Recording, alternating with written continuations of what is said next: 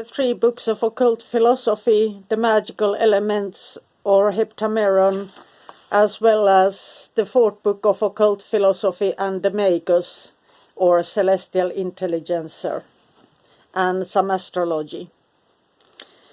And the 3 books of occult philosophy was drafted in 1509 to 1510 by Henry Condrelius Agrippa, the student of Johannes Trithemius, and is one of the most important grimoire texts that is found. And it's not a practical manual, but it's a compendium of theories and philosophies, on which all medieval and Renaissance magic are based. And he has 3 sections or books, and the first focuses upon natural or earth magic, and the second has the more intellectual techniques such as Kabbalah, Gematria, mathematics and divination. And the 3rd book has religious observances and interactions with angelical beings. And there are no ceremonies in the books itself, and no how-tos. And it's a source book of references, which is needed in the other grimoires. And especially book number 2 is all the modern magical witchcraft, Wicca especially, and then it came into witchcraft and so on, uses the book 2. And you have the 7 magical squares or planetary chimeras, and the 4 philosophical elements, the gnomes, sylphs, salamanders and undines, the construction of talismans, gematria, the Shemhame Foresh, and everything is more outlined here.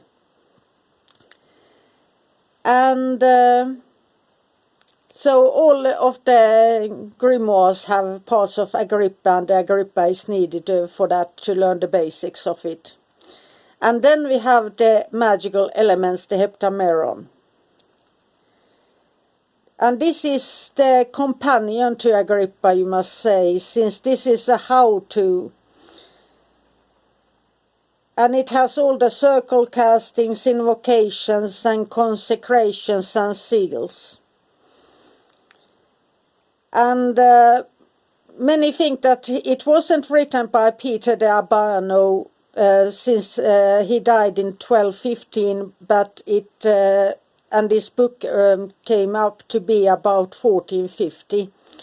But this is the most workable how-to book on magic, old magic.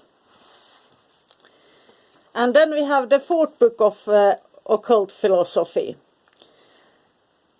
And this is just like another version of the magical elements of Heptameron, with a large portion of the original 3 books included, and also some bits of Lemegeton, style-wise, has a bit of influence on the book, and the evocation of evil spirits.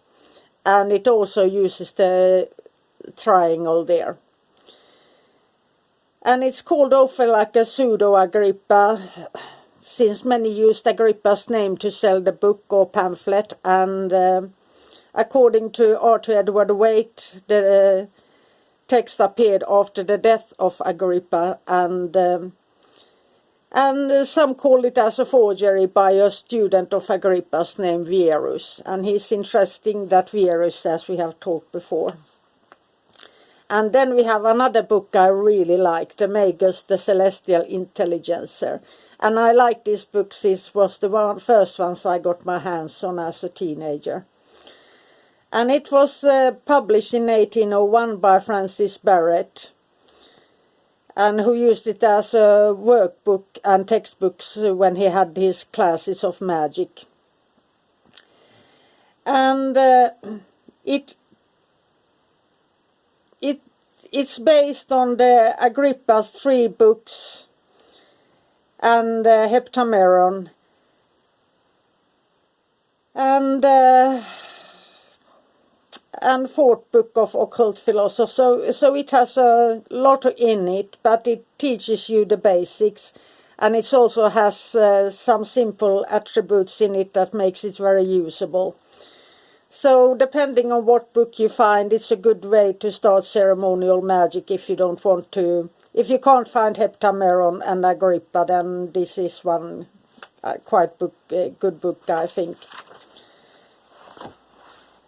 And then let's look at Astrologers here. Since I'm very keen on astrology, since I work with the Shem daily, so I just took down notes so it's easier for you to find out and do research. Around 2,500 years up to 500 years before BC, omens were the basis. It was like, oh, now we are in the time of, let's say, Libra. This will happen if a bird flies on that day, it's a bad omen. So it was a little bit like that. You had the sign of the stars, and you also had the folk traditions there. Or if a wind comes when there is Scorpio, there will be a hurricane and so on. And from 500 BC to 100 BC, there started to be transitions and new models started to come to be. And 200 BC to 600 AD, the Hellenistic era started with that astrology. And from year 500 AD to 1500 AD, we have the medieval Arabic era, and Europe was a bit later than the Arabs there, so it came about around 1200 there.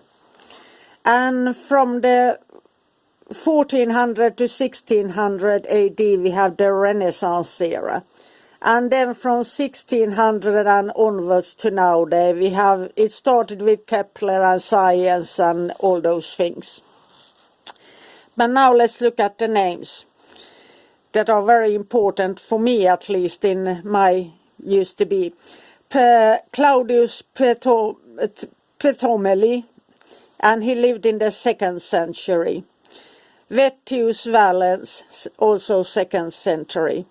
Marsha Allah, circa 740 to 815 AD, and that was a Jewish astrologer. And Abu Mashar, or also called as Albumasar, around 800 AD, and that was an Islamic astrologer. Then, of course, Al-Bruni, who lived between 973 to 1048 AD, and he was Islamic. Then we have Guido Bonatti, who lived in the 1300s. And Ficino Marsilius, who lived in the 1400s. And here we have an interesting shift here. We have Jerome Cardano, or his real name was Gerolamo Cardano, and he lived in the 1500s. And he was the first one to really start using maths and astrology, and all those who know me know that I love my maths. And then we have John Dee in the 1500s, and he brought in the occult, math, astrology, and geography as well as alchemy, of course. And then we have a very interesting person here. We have Jean Baptiste Morin, or Morin, and he lived in the 1600s, and I was in the French libraries. And there were so many books and pamphlets and manuscripts written by this man. So to find something written by him, it is like an explosion of material.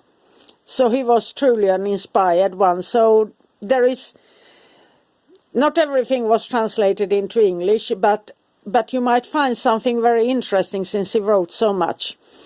And then we have the very important thing, especially for us that are not French-speaking, is Lily William in the 1600s, who wrote the Christian astrology in the 1st century. And Lily William is a very important in magical practice for me, since he used the Ars Nova and called upon angelical beings. So that's why he's very interesting to me. And since he was the first one to write in English, that makes him, that he really, to the English-speaking world, astrology came alive a lot with him to the more known realms of man. So I hope you find this interesting and will find some inspiration. And this is just a short little list of some key astrologers from the era. And but I found these useful, so you have something to start with. And have a magical day and be inspired. Bye for now.